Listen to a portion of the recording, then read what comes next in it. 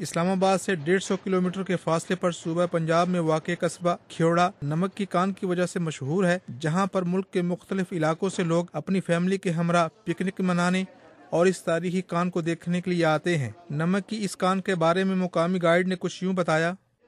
326 BC Alexander the great period میں یہ دریافت ہوئی ہے۔ مائن کی ٹوٹل لینتھ جو ہے وہ 3 کلومیٹر ہے۔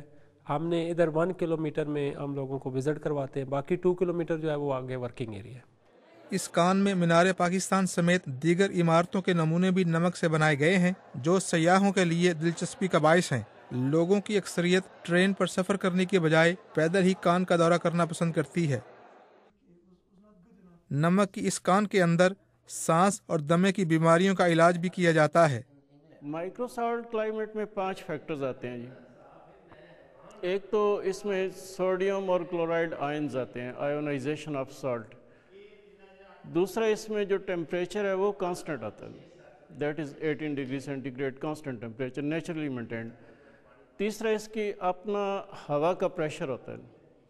کچھ سیاح نمک کی اس کان کے اندر اور پکنک پوائنٹ پر سہولتوں کے فقدان کا گلہ کرتے ہوئے بھی دکھائی دیتے ہیں۔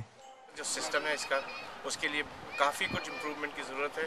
ہو سکے تو گورنمنٹ کو چاہیے کہ اس کے اندر نظر ثانی کرے اور اس کو غور سے دیکھیں تاکہ لوگ زیادہ سے زیادہ ٹورسٹ یہاں پر آ سکیں۔